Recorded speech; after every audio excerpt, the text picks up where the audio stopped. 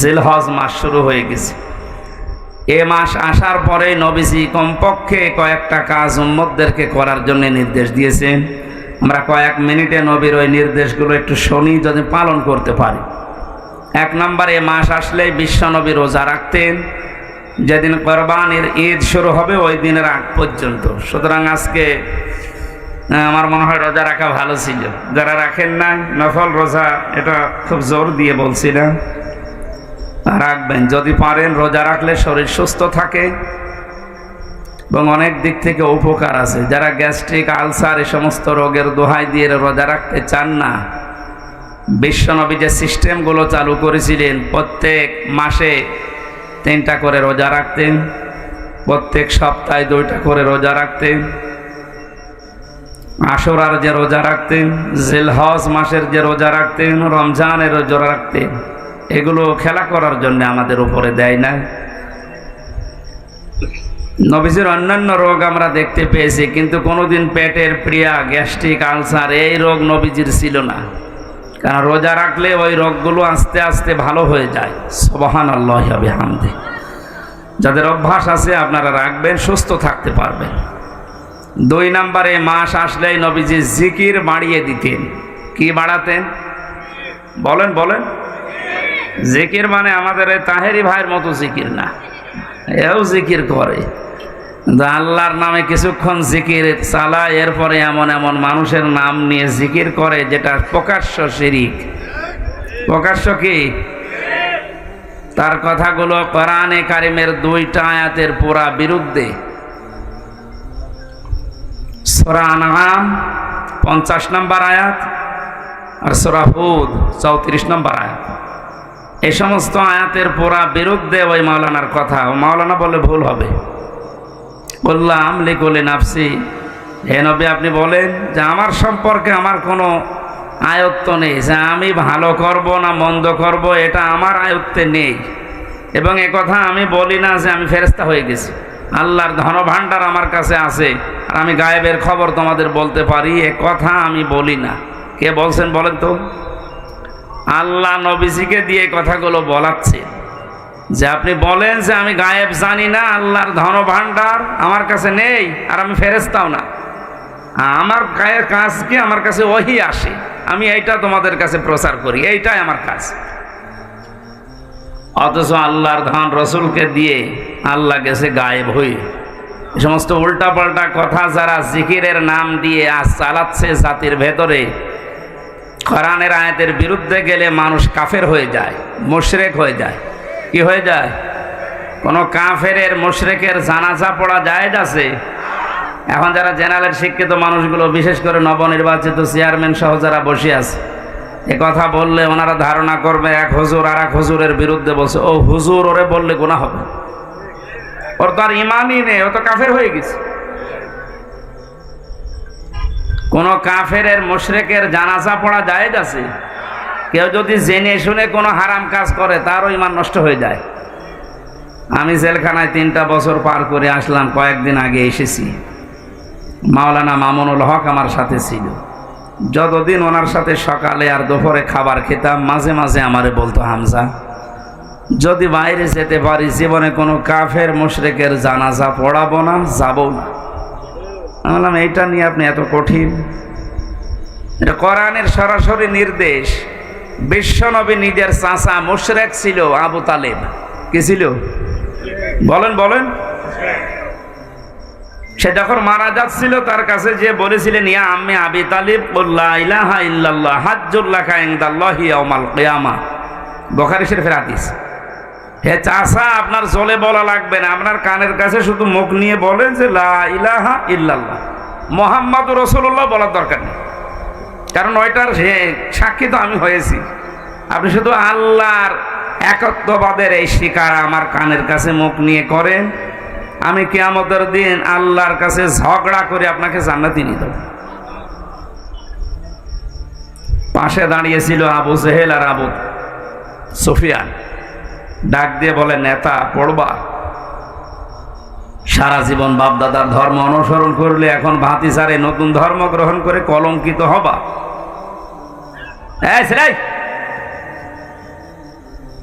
আমি কি আর কি মারছি? কথা বলেন কোন কারণ? আপনি যে যেখানে আছেন ওখানে বসেন, না দাঁড়িয়ে থাকেন, কথা বলবেন না। মাত্র 1 ঘন্টা আমরা কথা বলবো। যে যেখানে আছেন দাঁড়িয়ে থাকেন, বসেন, অসুবিধা নেই। গরমের ভেতরে কি বলবো? এই এখানে বসুন। এই ছেলে, এই আশ্চর্য তো, যান যান এখানে যান।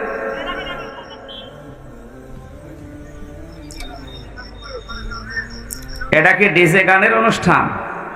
আপনি লিখে দিয়েছেন কি? এটা পুরা এখন ইবাদত চলছে। এ মানুষগুলো এত বড় গুরুত্বপূর্ণ কাজ সব বাদ দিয়ে এত ব্যস্ত মানুষ যদি এখানে বসে থাকতে পারে চাতক পাখির মতো, আপনি সলিমতি কি হয়েছে আপনার? একটা কথা বলে দেখেন, এবার ওই আসল নাম বলে দেব, একেবারে নিশ্চুপ হয়ে যান। বিশ্বনবীর দিকে তাকিয়ে বলেন, ভাতিজা আমি তোমাকে ভালোবাসি, কিন্তু তোমার এই কালেমাটা আমি পড়তে পারলাম না, তুমি আমারে মাফ করে দিও। দিনাজপুরবাসী মাফ করার একচ্ছত্র মালিকানা কার? নবীজির আছে। নবীজি কাউকে মাফ করতে পারে? নবীজির মন খারাপ হয়ে গেল,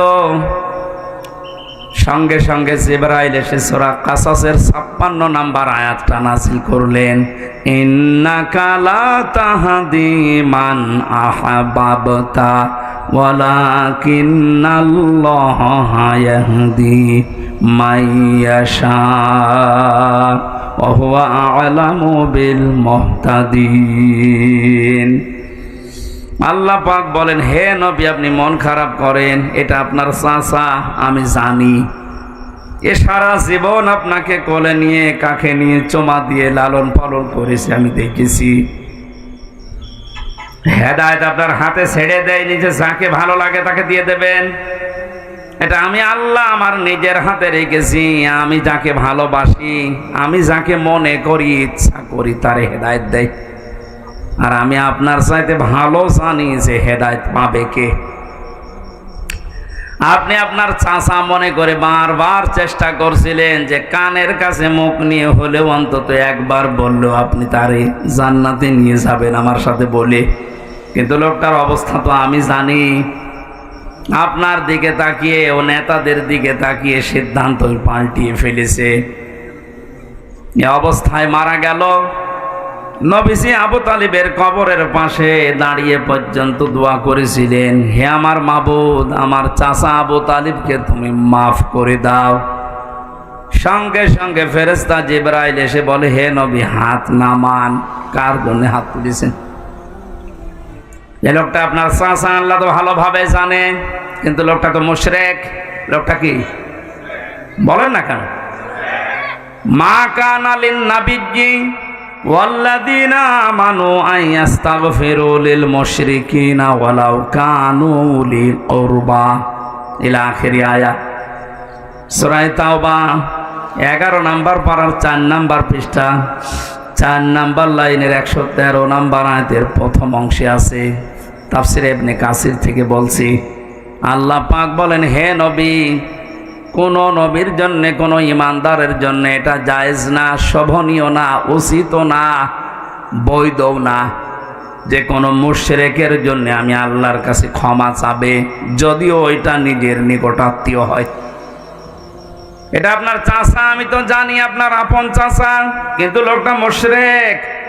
আপনার জন্য শুধু না, কিয়ামত পর্যন্ত এই আয়াতটা কোরআনে থাকবে। ইমানদার যারা, তারাও যেন মুশরিকের জন্য দোয়া না করে, ক্ষমা না চায়। এই আয়াত আমি বানালাম। হ্যাঁ, আপনি একটু চিন্তা করেন তো, যে নবী হাত তুললে আল্লাহ ফেরত দিয়েছে, আমি কোনোদিন পাইনি। ওনার হাতও তোলা লাগে নাই, মনের ভেতরে কামনা বাসনা আসলেই কবুল হয়ে যেত। আমরা জানি যে কাবা শরীফ বাদ দিয়ে নবীজি 16 থেকে 17 মাস পর্যন্ত বাইতুল মুকাদ্দাসের দিকে নামাজ আদায় করেছিলেন। হঠাৎ আসরের নামাজের সময় 2 রাকাত হয়ে গেছে, মনের ভেতরে একটা কামনা এসেছে, আল্লাহ আমি যদি কাবার দিকে ঘুরে নামাজ পড়তে পারতাম, আমি শান্তি আরো বেশি পেতাম। সঙ্গে সঙ্গে কোরআনের আয়াত আল্লাহ নাজিল করেছেন নামাজের ভেতরেই, কদ নারা তাকাল্লুবা ওয়াজহিকা ফিস সামা। হে নবী, আপনি বারবার আকাশের দিকে তাকান কেন? আমি বুঝি 2 রাকাত নামাজ হয়ে গেছে, আপনার মনের আকাঙ্ক্ষা অনুযায়ী বাকি 2 রাকাত নামাজ আপনি কাবার দিকে নামাজের ভেতরে ঘুরে পড়েন।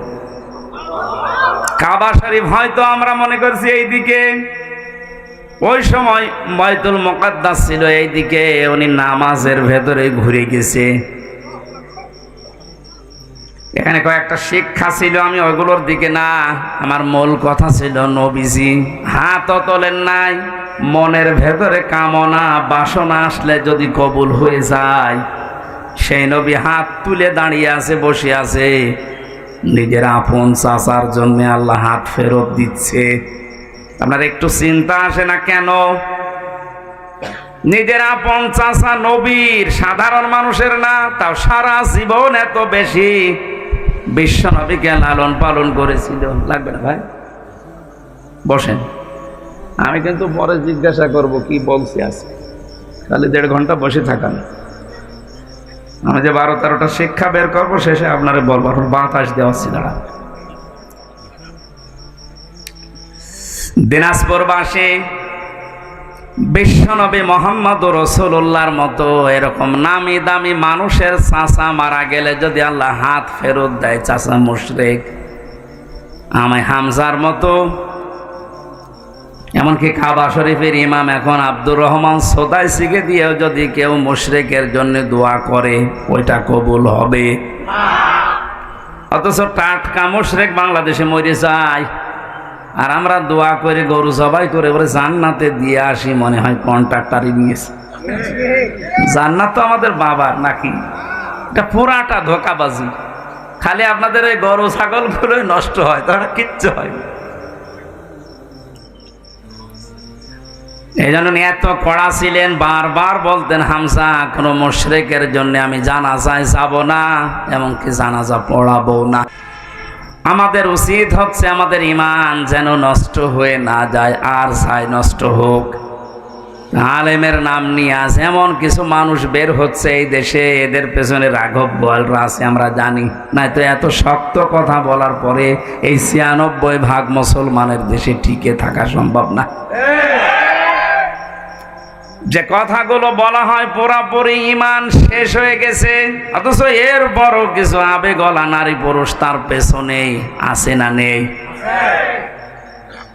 বাংলার মুসলমানেরা, হুশ আপনাদের কবে আসবে আমি জানি না, এখনই আপনাদের বিবেককে কাজে লাগান।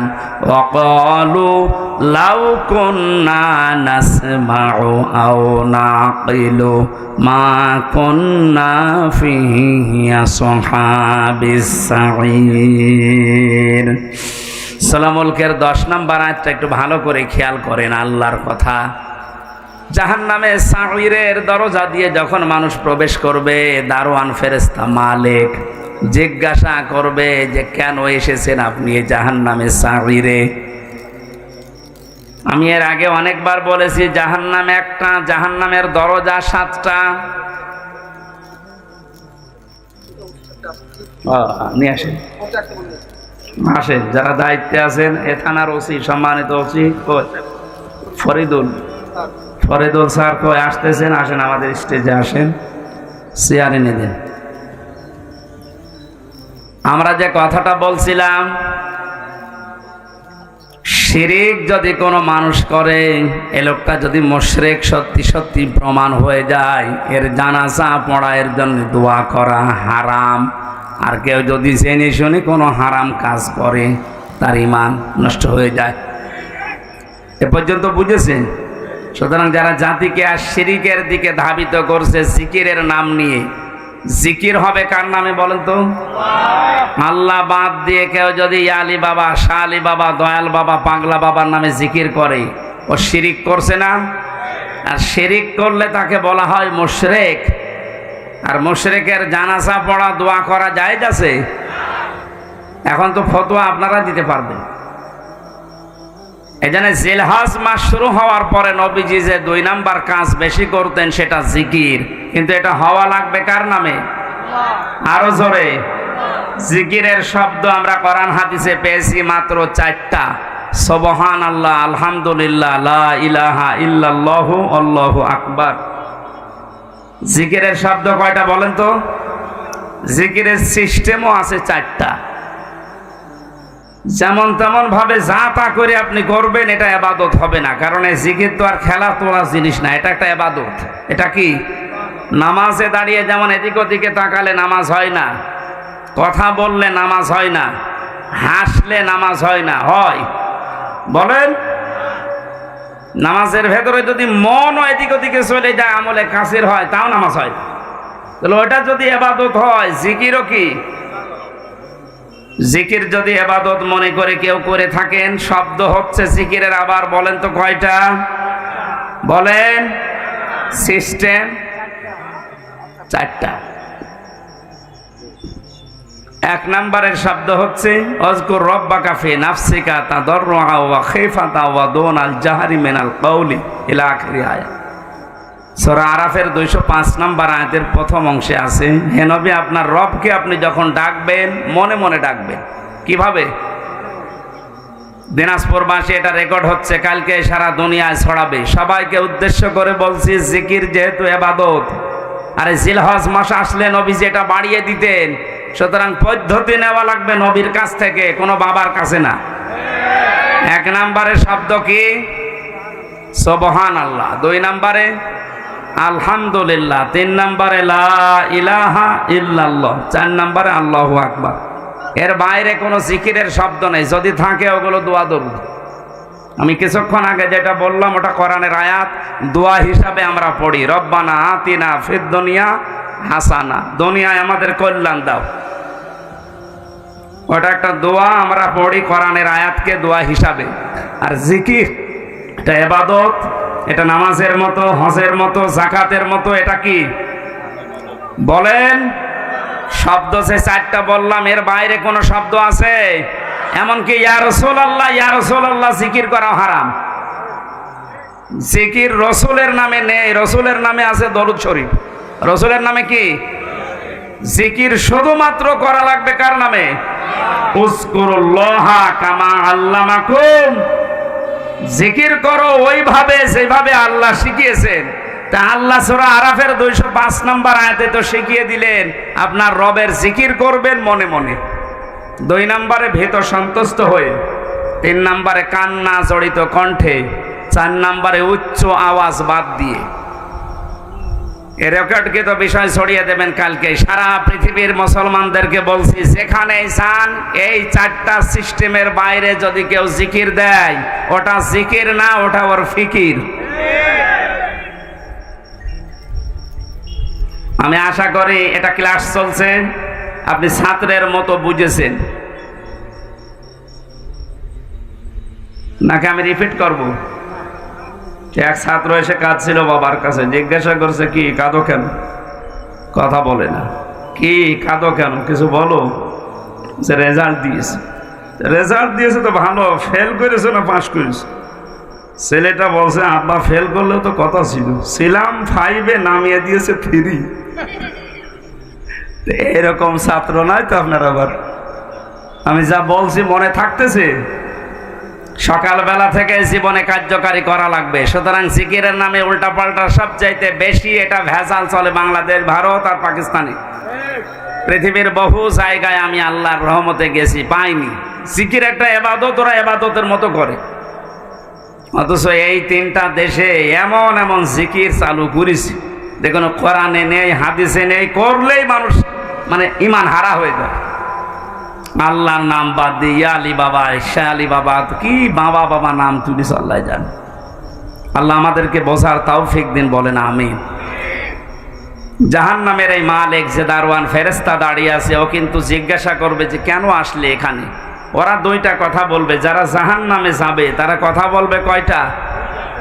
তারা বলবে আমরা 1 নম্বরে শোনার পরে না শোনার ভান করে থাকতাম। এই চরিত্রের মানুষ দেশে নেই? আছে মানে আমরাই। এ দেশে কোরআন হাদিসের কথা কম বলা হয়? তো অধিকাংশ মানুষ শোনার পরে না শোনার ভান করে থাকে।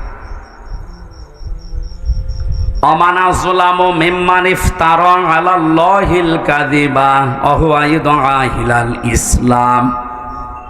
সূরা সফের 7 নম্বর আয়াতের প্রথম অংশে আল্লাহ জানিয়েছেন, এ পৃথিবীতে আমি আল্লাহর ভাষায় সবচাইতে বড় জালেম হচ্ছে ওই লোকটা যাকে ইসলামের দিকে ডাকা হয়, আহ্বান করা হয়, অথচ এই লোকটা ঘাড় ঘুরিয়ে অন্য দিকে চলে যায়। আর এই চরিত্রের মানুষ আমাদের দেশে বেশি। জাহান্নামে লাশার বর্ণনা পড়েছিলাম কোরআনে কারিমের সূরা মারিজে। আল্লাহ পাক জানিয়েছেন, কাল্লা ইন্নাহা লাযা নাযাআতাল লিশাওয়া। জাহান্নামের লাশা একটা দরজার নাম। এখানে ওসি সাহেব আছে, চেয়ারম্যান আছে, জেনারেল শিক্ষিত মানুষ ওনারা যদি জিজ্ঞাসা করেন জাহান্নাম কয়টা, আমার মনে হয় এক বাক্যে বলবে 7টা। জিজ্ঞাসা করে দেখেন। অথচ কোরআনে কারিমে হাদিসে আমি তো কোরআনের উপরে অনার্স মাস্টার্স করেছি, আমি দেখেছি পড়া কোরআনে কোনো জায়গায় জাহান্নাম 7টা এ কথা নেই।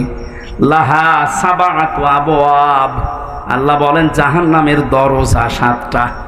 কয়টা? লিকুল্লি বাবিম মিনহুম জুজউম মাকসুম। পৃথিবীতে যে যেই ধরনের অপরাধ করবে, গুনাহ করবে, আল্লাহ তাকে ওই দরজা দিয়ে প্রবেশ করিয়ে শাস্তি দেবে। এখানে যে বর্ণনা চলছে, কোন দরজা? লাযা। বলেন বলেন। আগেরটা গেল সাগীর। 2টা কারণে আল্লাহ সাগীর নামে ওই দরজা দিয়ে প্রবেশ করিয়ে শাস্তি দেবে। 1 নম্বরে যারা শোনার পরে না শোনার ভান করে থাকতো। 2 নম্বরে যারা তাদের আকেল, তাদের কমন সেন্স, যাদের বিবেক কাজে লাগাতো না দুনিয়ায়, এই 2টা গুণ যাদের, তাদের সাগীরে আল্লাহ দেবে। আল্লাহ চাই দেওয়ার জন্য 2টা গুণ আমরা পেয়েছি। 1 নম্বরে তাদউ মান আদবারা ওয়া তাওয়াল্লা। জাহান্নামে লাযা এই দরজা তাদেরকে ডাকবে যারা সত্যকে সত্য জানার পরও ঘাড় ঘুরিয়ে চলে যেত। আর এটাও বাংলাদেশে বেশি। আমাদের জাতির পিতা হযরত ইব্রাহিম নবী আলাইহিস সালাম, তিনি আমার আল্লাহকে খোঁজ করার জন্য নিজের তরফ থেকে চেষ্টা করে করে খুঁজে নিয়েছিলেন। কখনো রাতের বেলা আকাশের তারকা, চাঁদ, দিনের বেলায় সূর্য, গাছ, এ সমস্ত জিনিসগুলো দেখে দেখে যেই অস্ত্রমিত হয়ে যেত, বলতো না যা ডুবে যায় সেগুলো আমার মালিক হতে পারে না।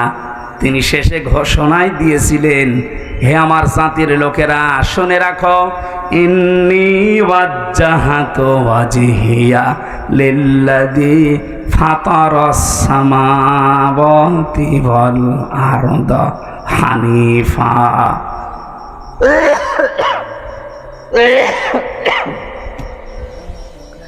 ওয়ামা আনা মিনাল মুশরিকিন। এটা জায়নামাজের দোয়া বলে অনেকে চালায়। না না, এটা জায়নামাজের দোয়া না। এখানে অনেকগুলো বিষয় শেখার আছে। যারা ইসলাম সম্পর্কে না জেনে এরকম উল্টাপাল্টা কাজ ইবাদত মনে করে করেন, এগুলো বেদাত হবে। এটা কি জায়নামাজে দাঁড়ানোর দোয়া? এটা কোরআনে কারিমের সূরা আনআম ৭৯ নম্বর একটা আয়াত। এই আয়াতটার ভেতরে 3টা বিষয় আল্লাহ মানুষকে জানাতে চেয়েছেন। মানুষ যখন মেন্টালিটি ঠিক করবে, নামাজে দাঁড়ানোর প্রস্তুতি নেবে, তখন যেন আল্লাহু আকবার বলার পরে এই দোয়াটা আগে পড়ে, এরপরে নামাজ শুরু করবে। আল্লাহকে বলা লাগে যে ইন্নী ওয়াজ্জাহাতু, আমার চেহারা আমি ঘুরিয়ে দিলাম। চেহারা মানে শুধু এটা না। এই যে আমরা জানি যে মুসলমান, তামাম দুনিয়ার সব মুসলমান একটা শরীরের মতো। একটা শরীরের মতো কোনো জায়গায় যদি আঘাত লাগে, শরীরের মাথা যেমন টের পায়, তামাম দুনিয়ার মুসলমানের কোনো জায়গায় যদি আঘাত লাগে, বাংলাদেশ থেকে অন্তত আপনি এটা টের পাবেন। আমি কয়েকদিন আগে একটা ঘটনা শুনছিলাম। চিত্রনায়ক ছিল মিঠুন, নাম শোনেননি?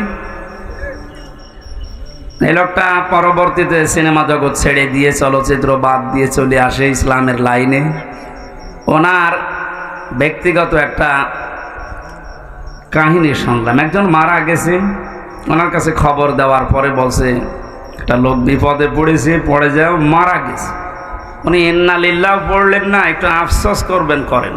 কি হয়েছে ভাই আপনার? একজন মারা গেল, বিপদে পড়লো, আপনি ইন্না লিল্লাহ পড়েন বা অন্য কোনো কিছু বলেন? বলছে না, আমার মনের ভেতরে তো ওই রকম কিছু আসতেছে না। কারণ আল মুসলিমও আখুল মুসলিম, মুসলমান মুসলমানের ভাই। নবীজির হাদিস ছিল তামাম পৃথিবীর সব মুসলমান একটা শরীরের মতো। শরীরের কোনো জায়গায় আঘাত লাগলে যেমন তামাম শরীরে খবর হয়ে যায়, তা আপনি আমাকে খবর দিলেন যে একজন মুসলমান বিপদে পড়েছে, মরে গেছে।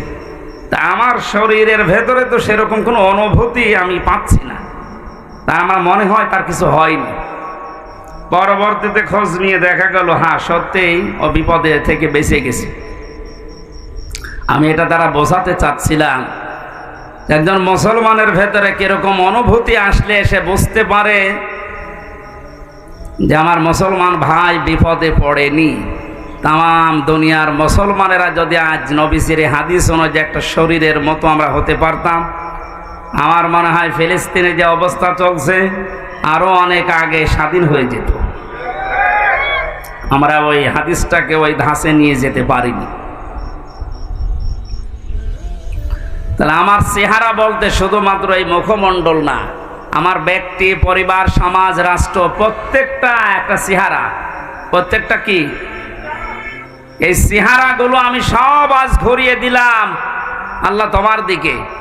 তুমি আসমান আর জমিন বানিয়েছ আমি খেলা করার জন্যে, লোক দেখানোর জন্যে না, হানিফা একনিষ্ঠভাবে আমি ঘুরিয়েছি। এখন আমি আর কারো দিকে নেই। আমি চীনের দিকে নেই, আমেরিকার দিকে নেই, রাশিয়ার দিকে নেই, ভারতের দিকে নেই, আমি আছি তোমার দিকে।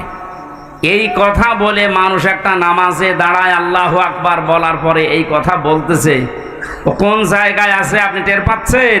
আল্লাহর সামনে সরাসরি দাঁড়িয়ে আমান আমিনাল মুশরিকিন, আর বলছে আল্লাহ আমি কিন্তু মুশরিক না।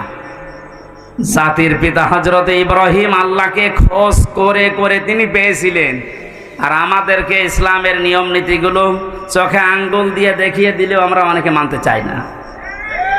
আমি এটা বোঝাতে চাচ্ছি। জাহান্নামে লাজার এই দরজা তো তাদের ডাকবে যে মানুষগুলোকে সত্য জানার পরও যারা অহংকার করে ঘাড় ঘুরিয়ে দুনিয়া থেকে মুখ ফিরিয়ে চলে। আর এটা দিন দিন এদেশে বেড়ে যাচ্ছে।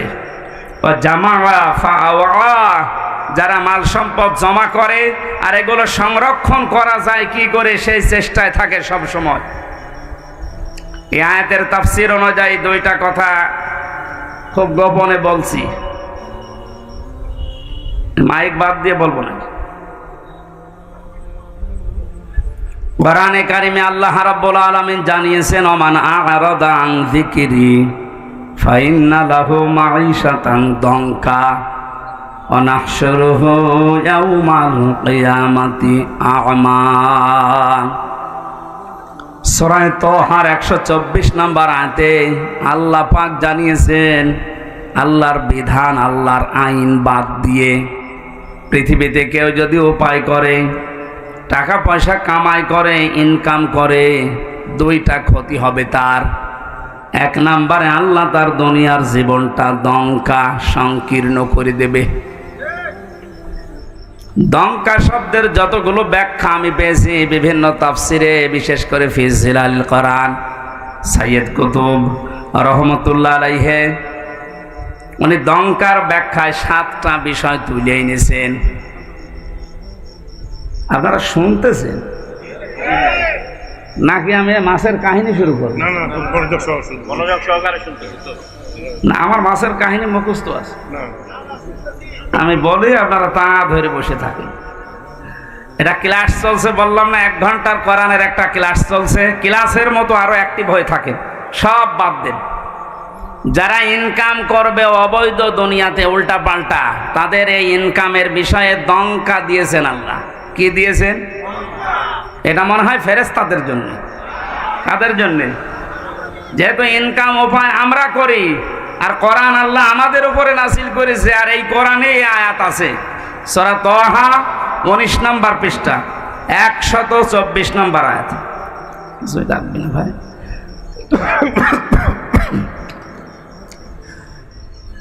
যেহেতু সব শ্রেণীর মানুষ এখানে আমরা আছি, এই জন্য আয়াতটা আমরা তুলে নিয়ে আসলাম এই জামাআ ফাওয়ার ব্যাখ্যায়।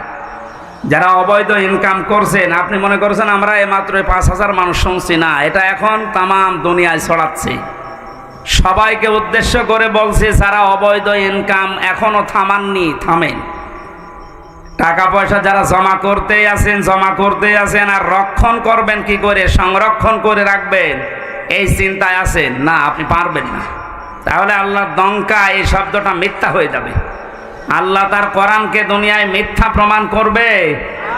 বলেন। সুতরাং এর ভেতরে যা আছে কার্যকর 100 ভাগ হবে।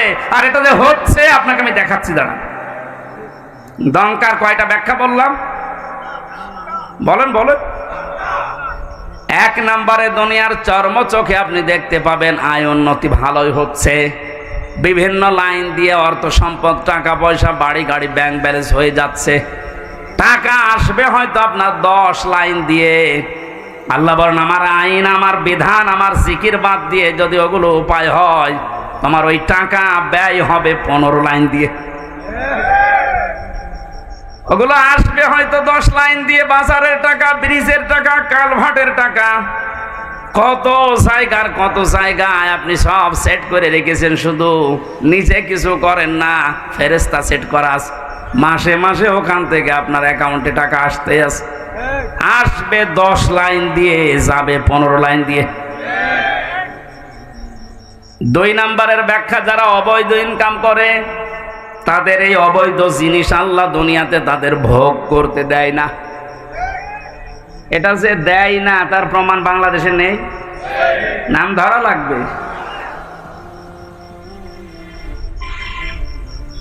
সাবেক এই লোকটা গোপালগঞ্জের 4 ভাগের 1 ভাগ নিচে কিনে নিয়েছিল।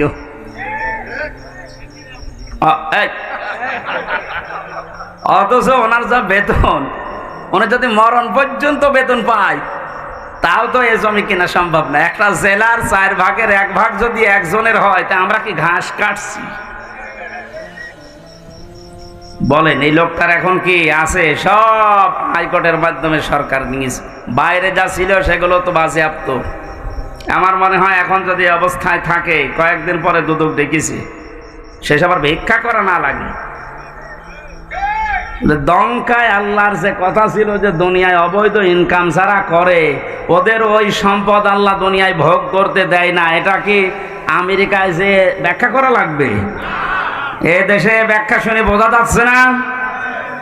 দুনিয়ায় যারা 3 নম্বরের ব্যাখ্যা, যারা পৃথিবীর ময়দান থেকে এভাবে উপায় করে ওদেরকে আল্লাহ অপমৃত্যু দেয়। মানুষগুলো তো ঈমান নসিব হয় না, এমন মৃত্যু হয় দুনিয়া আটকে ওঠে। আমার ঝিনাইদার একজন কয়েকদিন আগে গেছে, 200 কোটি টাকার মামলা।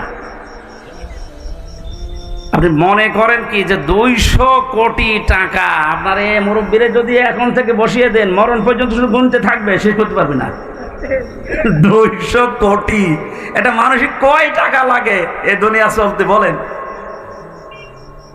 মামলা হওয়ার পরে কি হয়েছে দেখেছেন? লাশের টুকরো খুঁজে পাওয়া যাচ্ছে না। তার মেয়ে এখন কান্নাকাটি করছে যে একটা টুকরো অন্তত দেন, অন্তত লাশটা মনে করে দাফন করি, জানাজা পড়ায়, তাও পাচ্ছে। কয়েকদিন আগে ভারতের কলকাতার একটা খেজুর গাছে নাকি 2টো বিচি ঝুলেছিল। অনেকে বলছে এইটা এই লোকের বিচি। আমি দেখলাম ফেসবুকে যে বিচি মানুষের অত বড় হওয়ার কথা না, এর ছাগলের বিচি হবে। হয়তো ছাগল জবাই করে বিচি এরকম ঝুলিয়ে দিচ্ছে। কোন জায়গায় আল্লাহ নামিয়েছে আপনি তাকান। আপনি এখনো অবৈধ ইনকাম বন্ধ করেন না, উল্টা পাল্টা মামলা দিয়ে মানুষকে আপনি কালার করে দেন। এই জন্য এইগুলো করেন না। যারা মানুষের নামে মিথ্যা মামলা দেন, মানুষকে হয়রানি করেন, এর মাধ্যমে জুলুমের মাধ্যমে অবৈধ টাকা ইনকাম করেন, এই টাকা আপনি ভোগ করে যেতে পারবেন না। যদি করতে পারেন তাহলে এই আয়াত মিথ্যা হয়ে যাবে, কোরআন শরীফ জীবনও মিথ্যা হবে না। 2 নাম্বার আপনার অপমৃত্যু হবে।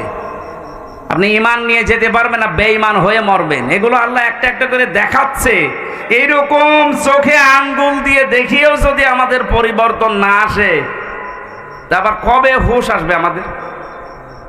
আমার দাদা মারা গেছে আমি জেলখানায় থাকতে, উনি মাঝে মাঝে বলতো যে গন্ডার এর চামড়া এত মোটা, এর কাঁতো কুতু দিলে নাকি 3 দিন পরে টের পায় যে কাঁতো কুতু লেগেছে। এক লোক শ্বশুর বাড়ি যাচ্ছিল, রাস্তার পর এক গন্ডা কাঁতো কুতু দিয়েছে। কি গো, আমারে কাঁতো কুতু দিলে আমি হাসি, আর এ হাসে না কেন? 3 দিন শ্বশুর বাড়ি থাকার পরে আসার সময় দেখছে গন্ডার হাসতেছে। বলছে বন্ধু, তোমারে 3 দিন আগে কাঁতো কুতু দিয়েছি আমি, তখন তো তুমি হাসলে না, আজকে হাসতেছো। গন্ডার ওর নিজের ভাষায় বলছে, ভাই 3 দিন আগে যখন আপনি দিলেন, 3 দিন সময় লেগেছে চামড়া ভেদ করে আমার শরীরে কাঁতো কুতু লাগতে। গন্ডারের কাঁতো কুতু লাগে কয়দিন পর, আমাদের সাথে সাথে। আমি আজ 12-13 বছর কাঁতো কুতু দিচ্ছি, তারপরেও তো আমার জাতির হুঁশ হয় না।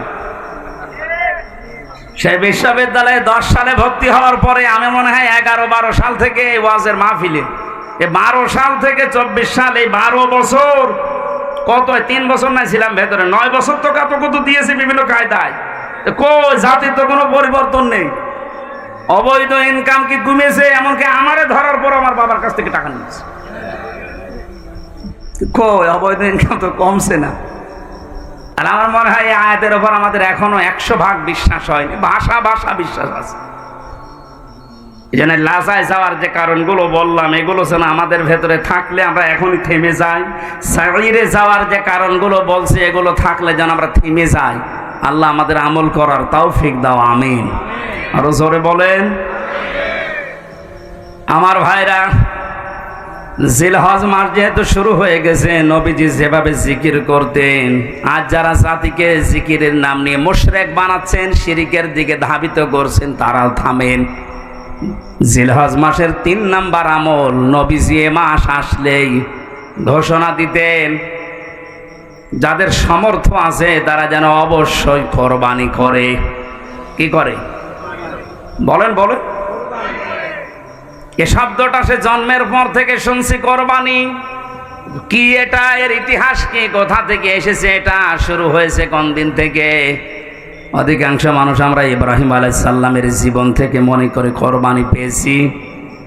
হযরতে ইব্রাহিম আলাইহিস সালাম তার সন্তানকে জবাই করছে, কোরবানি দিচ্ছে ইসমাইলকে, এটা থেকে আমরা জানি না কোরবানি শুরু হয়েছে এসে দুনিয়া শুরুর পর থেকে। ওইটাই আল্লাহ তেলাওয়াত করে করে আমাদেরকে শুনিয়েছেন নবীর মাধ্যমে। আল্লাহ পাক বলেন, সূরা মায়েদা 27 নম্বর আয়াতটা আমরা পড়েছি, এখান থেকে আমরা কয়েকটা, কমপক্ষে 12টা শিক্ষা বের করব আজকে। আপনারা থাকবেন তো কিছু সময়? ঠিক আছে। যেটা একটা নতুন বিষয়, বোঝার জন্য একটু মন মানসিকতা এদিকে দিয়ে রাখবেন। জন্মের পর থেকে যারা কোরবানি শোনেন, শুধু ইব্রাহিম ইসমাইল নবী না, জন্মের পরে না, এই পৃথিবী তৈরি হওয়ার পর থেকে কোরবানির সিস্টেম চলে আসতেছে। হয়তো এক এক নবীর সময় এক এক রকম সিস্টেম ছিল। হযরত আদম আলাইহিস সালামের 2 সন্তানের ব্যাপারে আল্লাহ বলেন, হে নবী, আপনি আপনার উম্মতদের সামনে এই আয়াত তেলাওয়াত করে শোনান। পাশে আল্লাহর নবী মুহাম্মদুর রাসূলুল্লাহ যদি এখন বেঁচে থাকতেন, এই দিনাজপুরের 5 বাড়িয়ে রাস্তার পাশ দিয়ে যদি এখন হেঁটে যেতেন, এই ময়দানে যদি এতগুলো উম্মত দেখতেন, এখানে বসে বসে উনি এই আয়াত তেলাওয়াত করে শোনাতেন। কারণ সামনে এখন এই বিষয়গুলো আমাদের আছে, কোরবানি। কোরআনে কারীম থেকে আবার বলছি, জবান খুলে বলেন, শয়তান যেন আশপাশে থাকলেও দূরে চলে যায়। আউযু বিল্লাহি মিনাশ শাইতানির রাজিম, বিসমিল্লাহির রহমানির রহিম।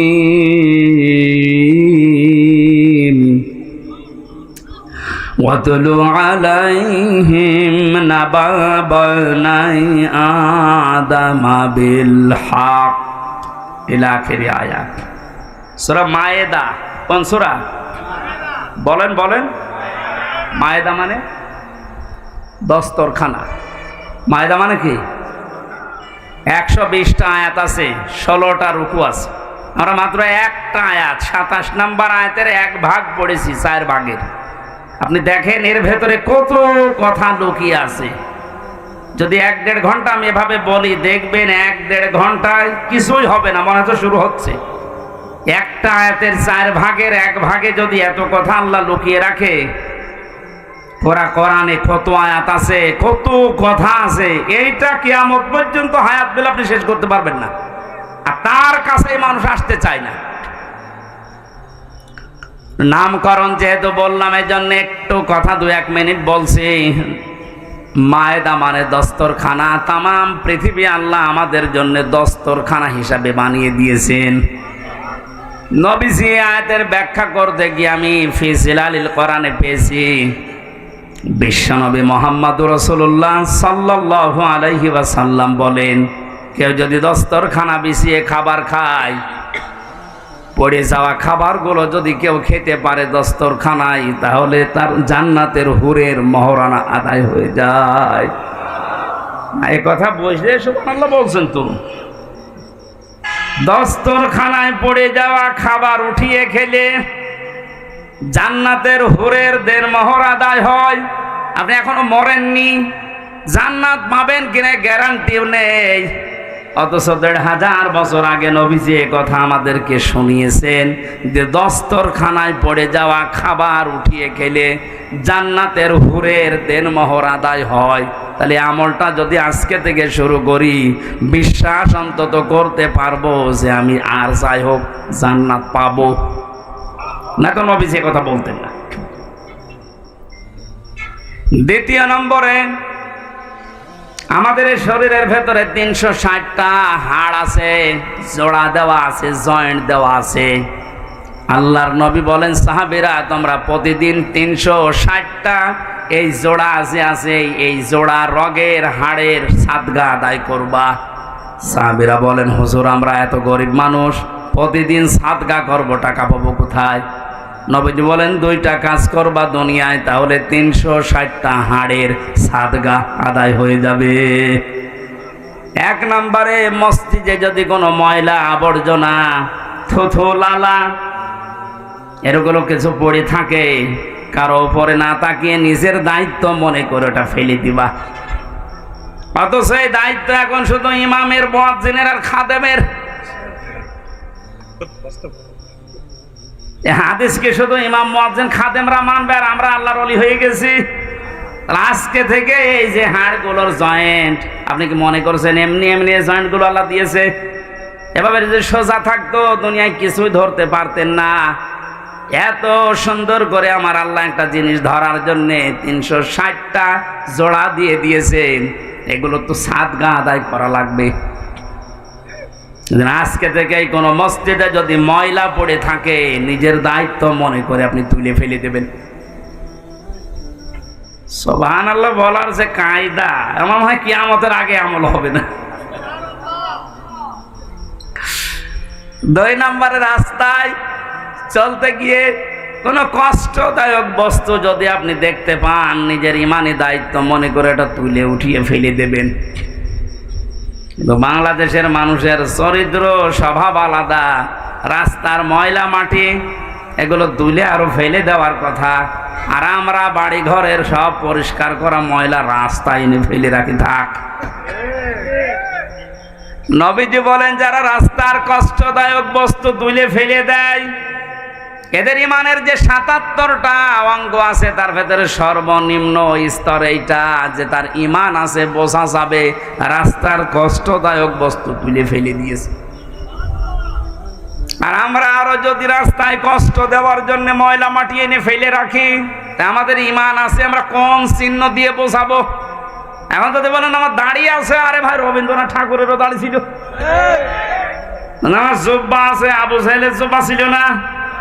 আপনি মনে মনে করেন আমি ইমানদার, আমি মসজিদের দিনাজপুরের সভাপতি, আর আবু জেহেল ছিল কাবা ঘরের সভাপতি। ইমান বোঝাতে হলে এই ৭৭টা বিষয় আপনাকে জানা লাগবে।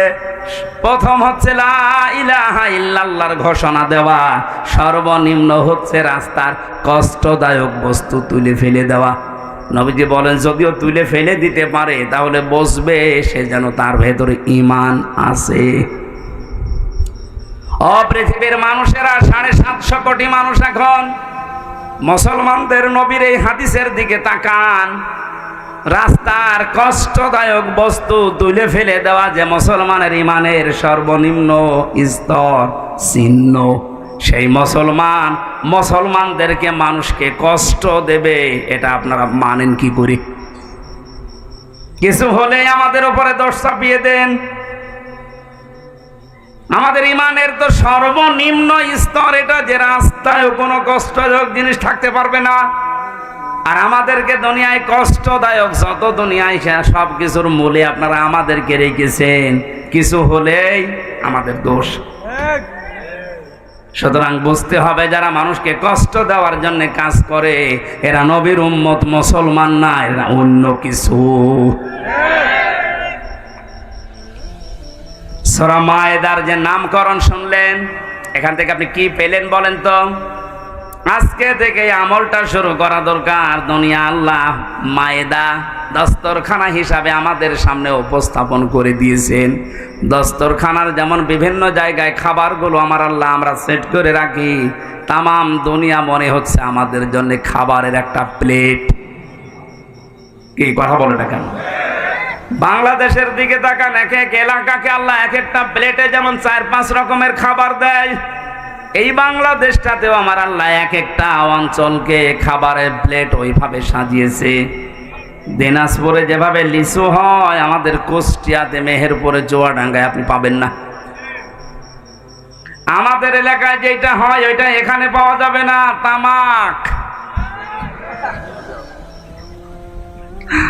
ছাগলেও খায় না, অথচ দিনাজপুরের লোকেরা খায়।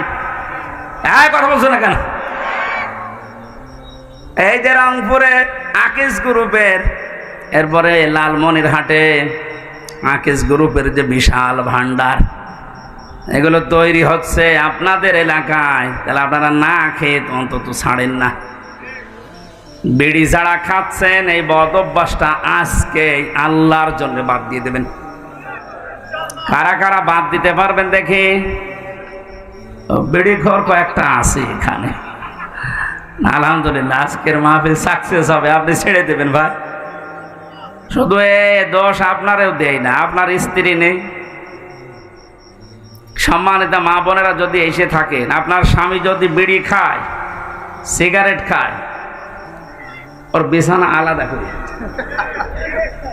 ও শয়তান থাকে কোন জায়গায় দেখবো, শেষে যেই থাকতে পারবে না, বাধ্য হয়ে ওই ছেড়ে দেবে।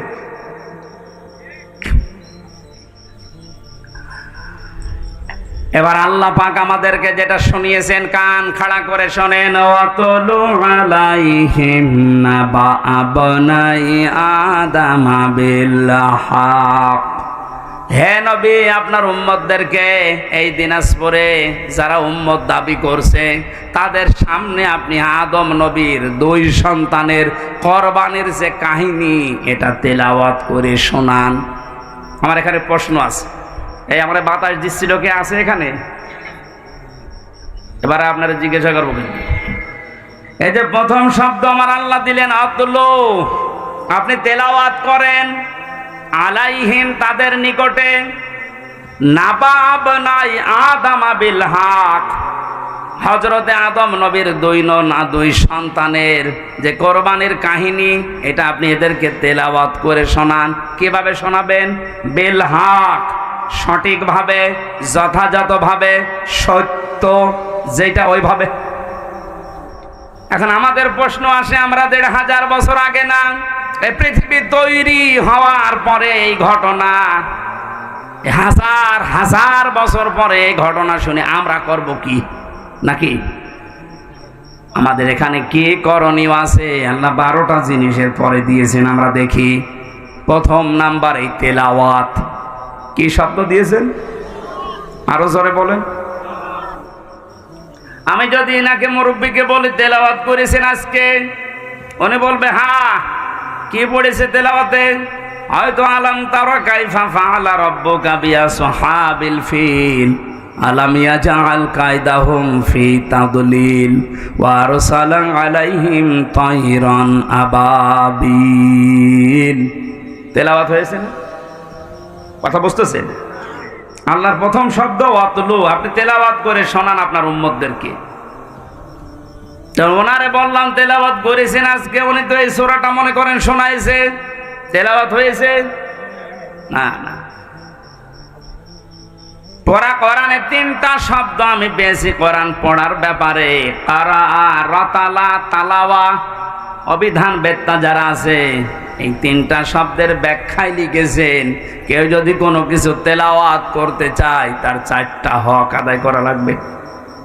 1 নাম্বার ওটাকে শুদ্ধ করে পড়া লাগবে, 2 নাম্বারে ওটা বুঝতে হবে আপনাকে, 3 নাম্বারে ওই বোঝা বিষয়ের ওপরে আপনার প্র্যাকটিক্যাল লাইফে আমল থাকা লাগবে, 4 নাম্বারে ওইটা যেন মানুষ মানতে পারে এই ব্যবস্থা করে দেওয়া লাগবে।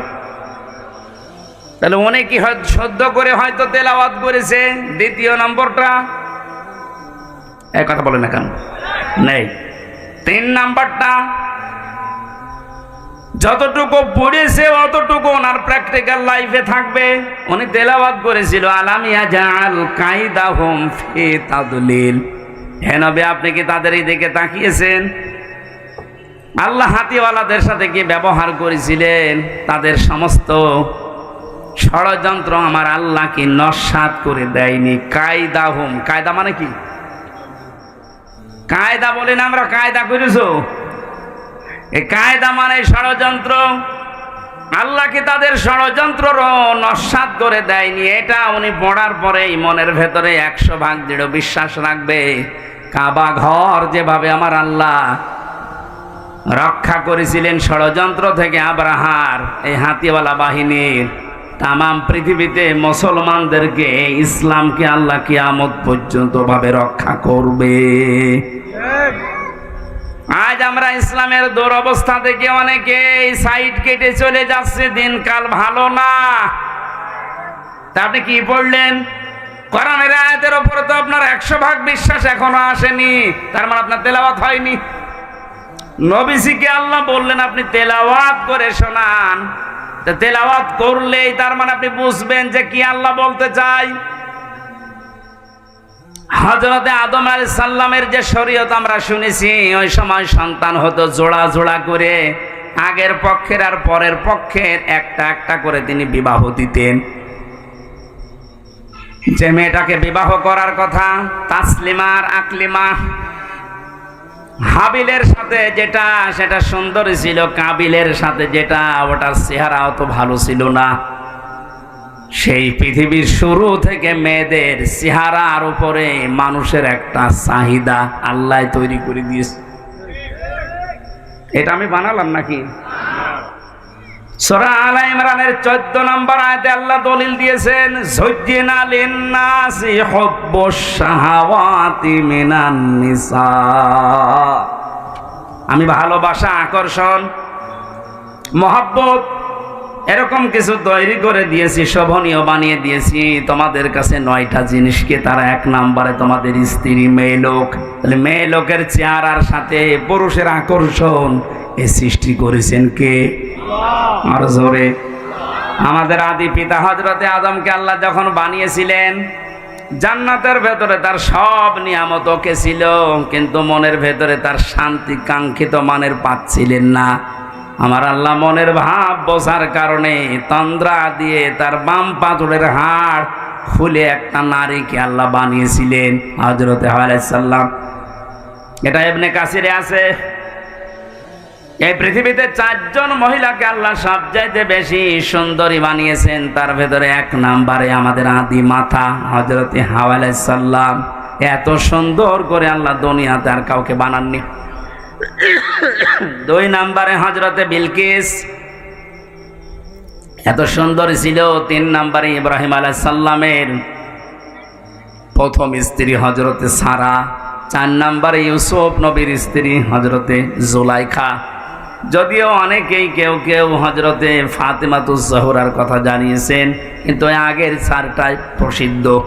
হাওয়া আলাইহিস সালাম, বিলকিস, সারা, জুলাইখা, এত সুন্দর করে আমার আল্লাহ তাদেরকে বানিয়েছেন, কিয়ামত পর্যন্ত অত সুন্দরী মানুষ আর আসবে না।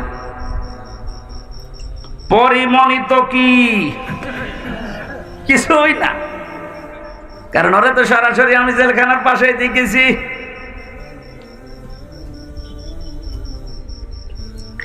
হযরতে হাওয়াকে এত সুন্দর করে আল্লাহ বানিয়েছেন। আদম নবী তন্দ্রা অবস্থায় ছিলেন, ঘুম থেকে উঠেই দেখলেন বাম পাশে কি গো, তিনি ধরতে যাচ্ছিলেন আর তাকিয়েছেন।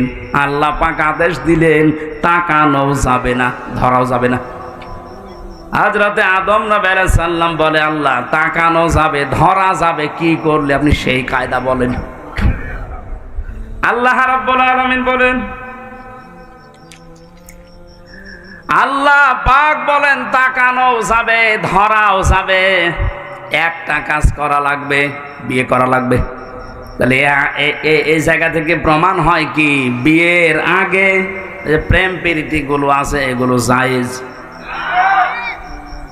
অনেকে প্রেমিকার মাথায় হাত দিয়ে বলে, আল্লাহর কসম আমি তোরে ভুলে যাব না, অথচ পুরাটাই হারাম। বিয়ের আগে ওর মাথায় হাত দেওয়া জায়েজ আছে? কথা বলে না কেন? না, এলাকায় প্রেম প্রীতি বন্ধ হয়ে গেছে। প্রেম প্রীতির বন্ধন নামে সিনেমা তৈরি হচ্ছে। আদম নবী আলাইহিস সালামকে আল্লাহ বললেন বিয়ে করতে হবে, উনি বলছে আমি রাজি।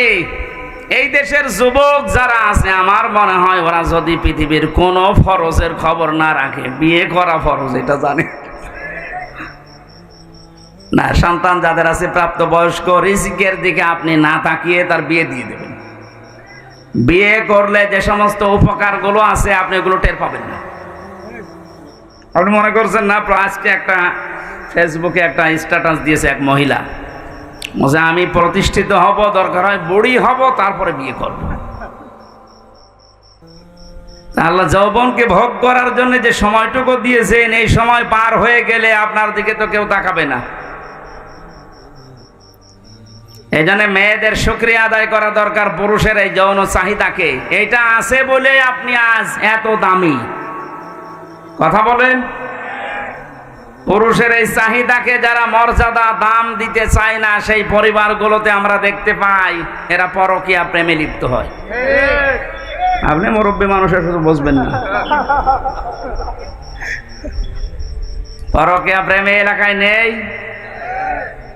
যারা পরকীয়া প্রেমে লিপ্ত আছেন এখনো পর্যন্ত, তিনটা ক্ষতি হবে দুনিয়া। এক নম্বরে চেহারার উজ্জ্বলতা নষ্ট হয়ে যাবে, দুই নম্বরে আপনার রিজিকের বরকত আল্লাহ কমিয়ে দেবে, তিন নম্বরে মরণের সময় আপনি ঈমান পাবেন না, বেঈমান হয়ে মরবেন। নাউযুবিল্লাহ বলে শেষ করে দিচ্ছেন, আর কিছু করবেন না।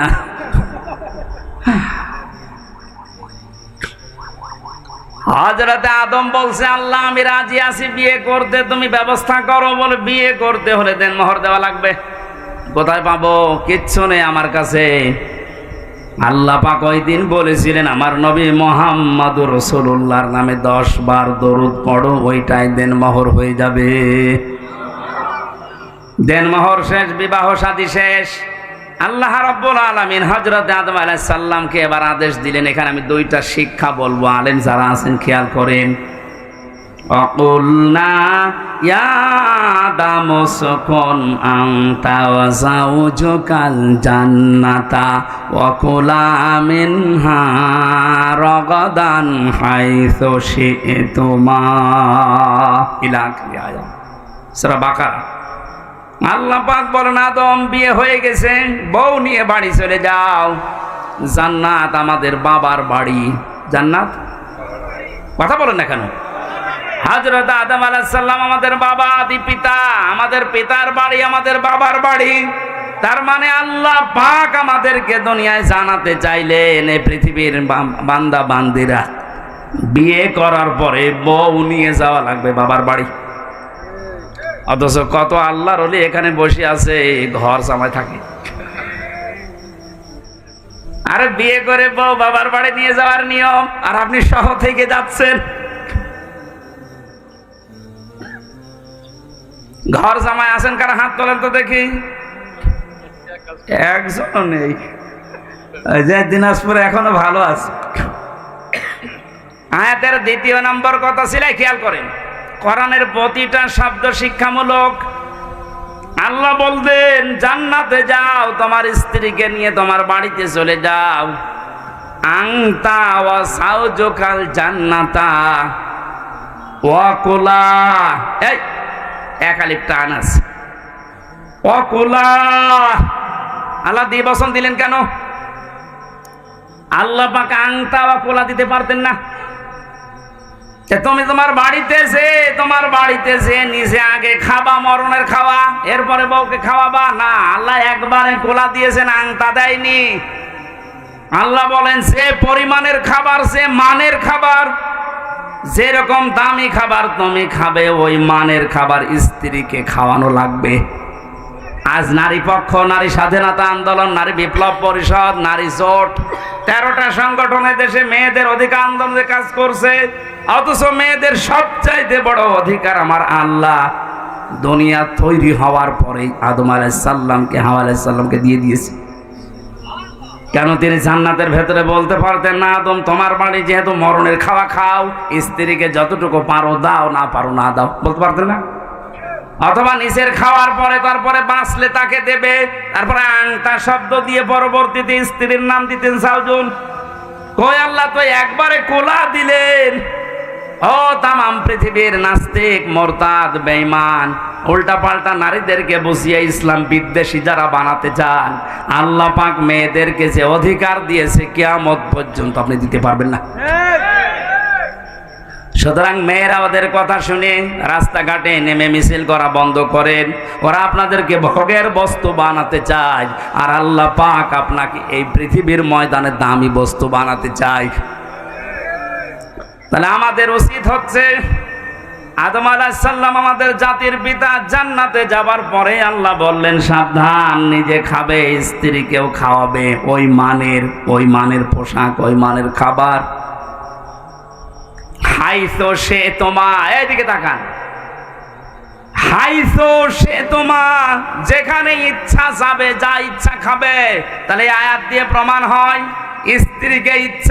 স্ত্রীকে সাথে নিয়ে বেড়াতে যাওয়া, ঘুরতে যাওয়া, বিভিন্ন জায়গায় যাওয়া জায়েজ আছে। হ্যাঁ, জায়েজ আছে বলে আল্লাহ শেষ করে দেয়নি। ওয়ালা তাকরাবা, সাবধান, নিকটে যাবা না। হাদিহি শাজারা, এই গাছের নিকটে। কোন গাছ? না, এখানে অনেকে এই গন্ধম গাছ মনে করে। আরে ভাই, শুধুমাত্র গন্ধম গাছের কথা যদি আল্লাহর উদ্দেশ্য থাকতো, তে আয়াত কোরআনে নাজিল করে আমাদেরকে শোনাবে কোন কারণে এখন গন্ধম গাছ আছে। তার মানে হাদিহি শাজারাতা, এটা দিয়ে আল্লাহ আরো উদ্দেশ্য আছে। যদিও গন্ধম গাছ, এর ভেতরে কয়েকটা অর্থ আমি পেয়েছি তাফসিরে, হাক্কানির ভেতরে পাবেন।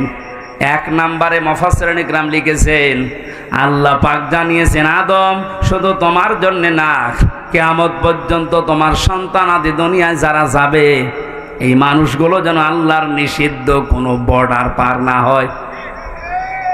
স্ত্রীকে নিয়ে খাবে, ঘুরবে, বিভিন্ন অনুষ্ঠানে যাবে, কিন্তু যে অনুষ্ঠানে গেলে আল্লাহর বর্ডার ক্রস হয়ে যায়, যেখানে গেলে আল্লাহর বিধান পালন করা যায় না, ওই রকম অনুষ্ঠানে বউ নিয়ে যাওয়া যাবে না। আপনি বিবাহ অনুষ্ঠানে যান, আমি নিষেধ করছি না, কিন্তু এমন বিয়ে অনুষ্ঠানে বউ নিয়ে, মেয়ে নিয়ে, বেটার বউ নিয়ে যাওয়া যাবে না, যেখানে গেলে নিজে আল্লাহর বিধান মানা যায় না, তারাও মানতে পারে না। এরকম বিয়ে দেশে নেই। কথা বলেন এখন যদি বলেন আত্মীয়তা থাকে না, না থাক, আগে আল্লাহর বিধান, তারপরে আপনার আত্মীয়।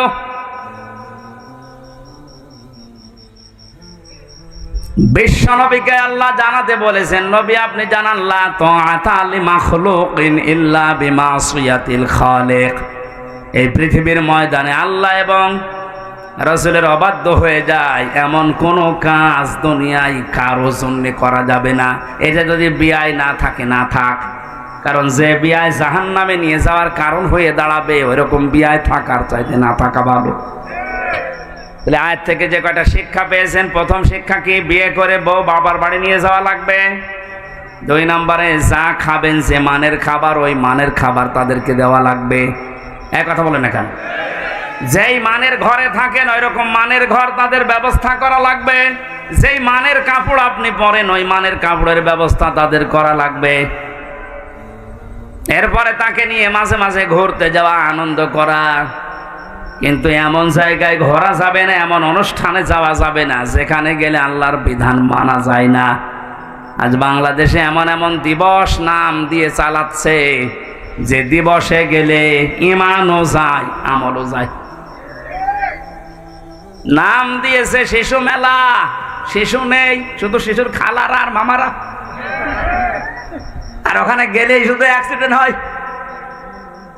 এই কথা বল না কেন? এরকম অ্যাক্সিডেন্টের মেলা নেই, নাম দিয়ে শিশু মেলা। শিশু খুঁজে পাওয়া যাচ্ছে না, খালি শিশুর খালারা আর মামারা।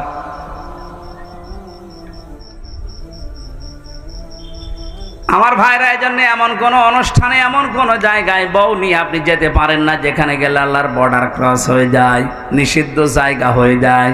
যদি যায় আল্লাহ পাক বলেন ফাতাকুনা মিনাজ জালিমিন, দুইজনে কিন্তু জালেম হয়ে যাবে।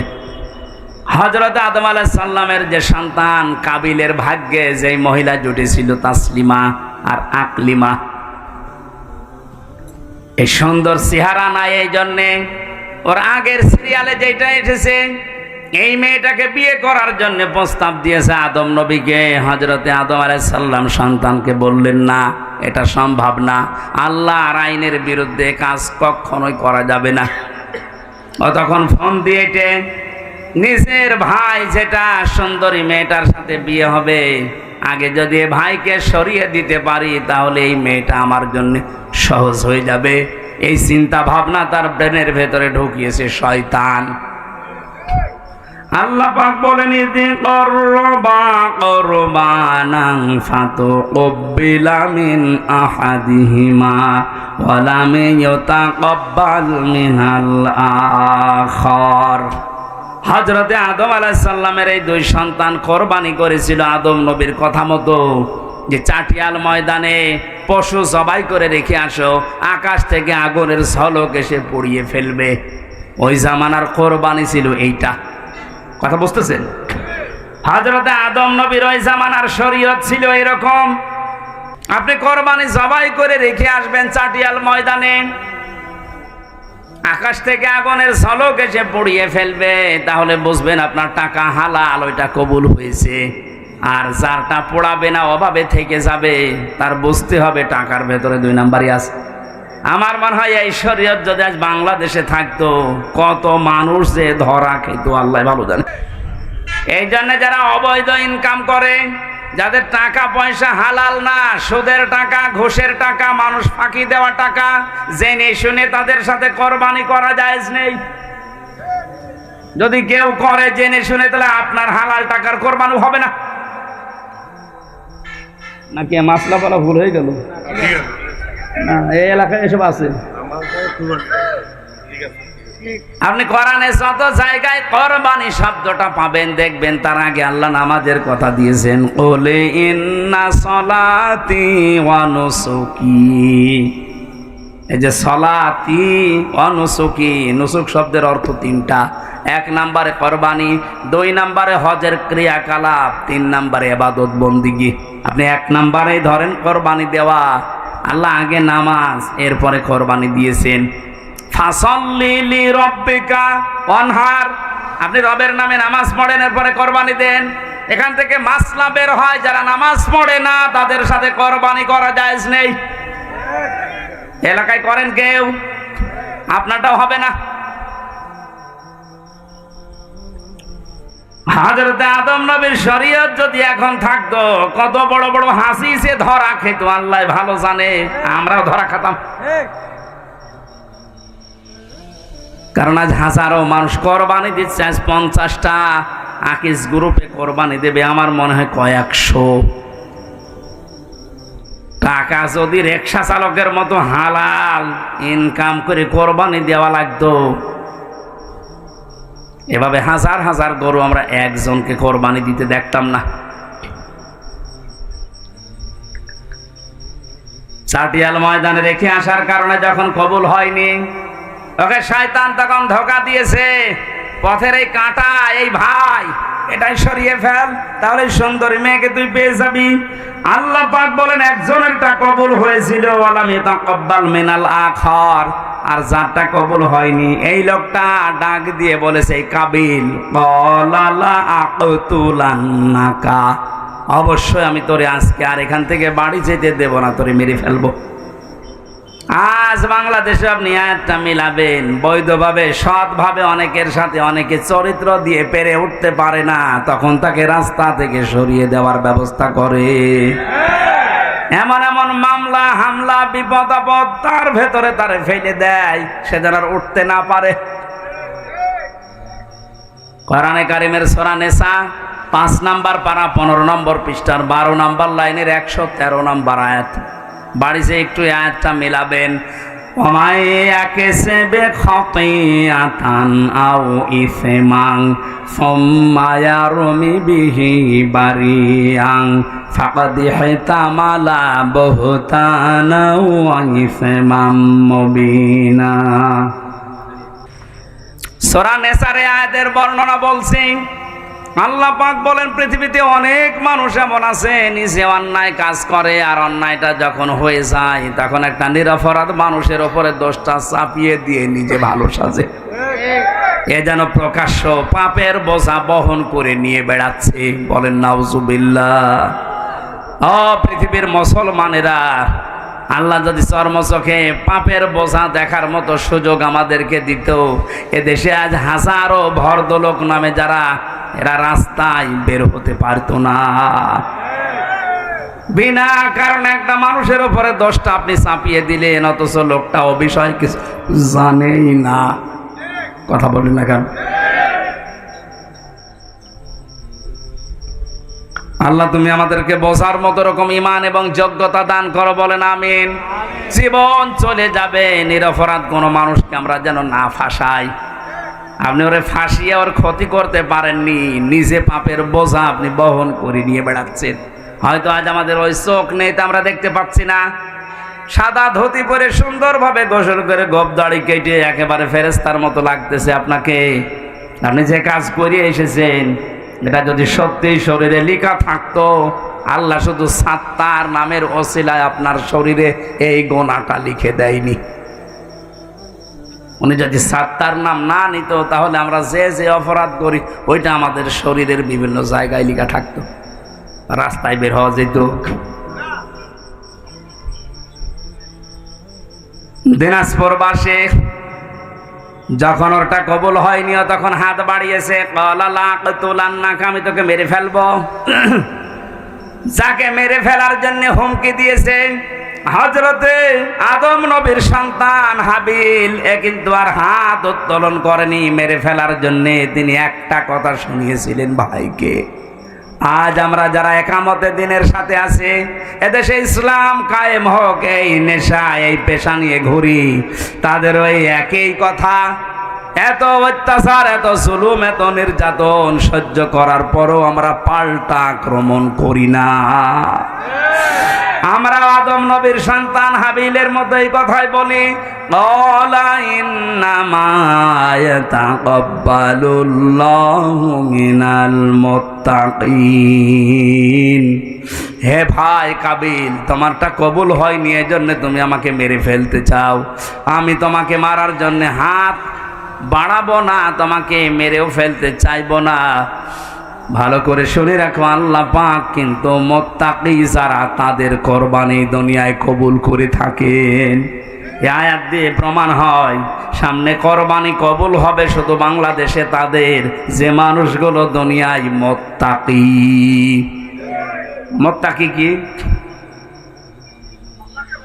আল্লাহকে ভয় করে, এই কথা আমরা সবাই জানি। মুত্তাকি না, পৃথিবীতে মুত্তাকি হওয়ার জন্য সবচাইতে সুন্দর যে সংজ্ঞাটা আমার ব্রেনে এসেছে, আমি দেখতে পেয়েছি, পৃথিবীতে যেখানে যার যেই দায়িত্ব, ওই দায়িত্বটা সঠিকভাবে পালন করার নাম হচ্ছে মুত্তাকি। এটা আজ বাংলাদেশের মানুষ যদি বুঝে ফেলতো, এদেশের কোরবানি সবারটা কবুল হয়ে যেত। যে যেখানে আসি ওই জায়গায় আমার দায়িত্ব কি আমি পালন করব।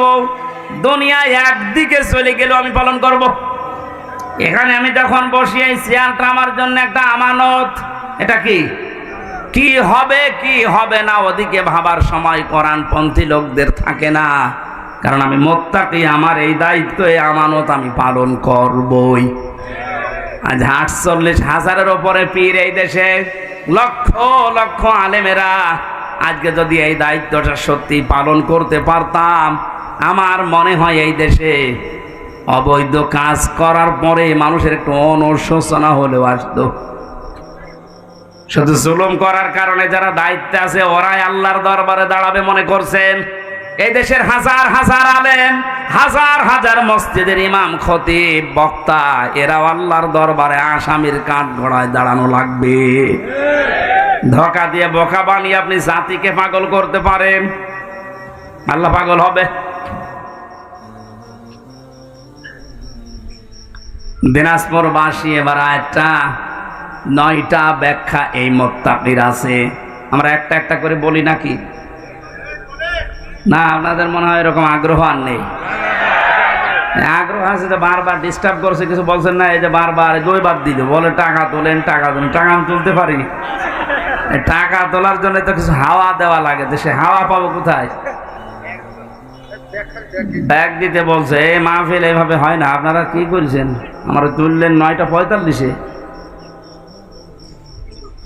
এ পর্যন্ত আপনারা যদি কালেকশনে ঠিক করতে না পারেন, আমি তো বললাম যে এগুলো পারি না। হ্যাঁ, যারা নিয়ে যাচ্ছে, যারা দেওয়ার জন্য নিয়ে এসেছিলেন ওগুলোর বাড়ি নিয়েছে, না বিপদে পড়বেন, দিয়ে যান। আপনার অন্তত 1 টাকা হলেও যেন এই অনুষ্ঠানে থাকে। এই যারা যাচ্ছে একটু দেন তো, 2-4 মিনিটের ভেতরে আমরা যাব, এখন অনেক কথা বাকি। শেষ করে দেব। হ্যাঁ শোনেন, আমি জেলখানায় থাকাকালীন যে 2টা বই লিখেছিলাম, ও বই আছে আপনাদের কাছে? যে দাম্পত্য জীবনে মানুষের যে কলহ, ঝগড়া, ফ্যাসাদ, এগুলো মেটাতে হয় কিভাবে, আমি ওখান থেকে টুকে টুকে রেখেছিলাম। কারণ ওখানে আলেমদের কাছে ছিলাম, 76 জন আলেম ছিলাম এক জায়গায়। মাওলানা মামুনুল হক সহ বড় বড় আলেমরা ছিল। আমি বাইরে এসে 2টা বই ওইভাবে লিখেছি, দাম্পত্য জীবনের কলহ এবং তার সমাধান। প্রায় 19টা দেওয়া আছে। এখানে আছে, এই যে গাড়িতে আছে। কয়টা? 50টার মতো মনে হয় নারীদেরটা, ওইটা নিয়ে যাবেন। আর পুরুষেরটা কয়েকটা আছে। ওটা যে উপহার দেবেন মেয়েকে, বউকে, ফুফুকে, মাকে, মেয়েদের আগে দেবেন। পুরুষের জন্য একটা আছে। অর্থাৎ আমি তো আজকে এসেছি ট্রেনে, এই জন্য আনতে পারি না। কয়েকটা আছে, নিয়ে যেন, কাজে লাগবে। পরকীয়া প্রেম থেকে মুক্ত হবে আমাদের পরিবারগুলো ইনশাআল্লাহ।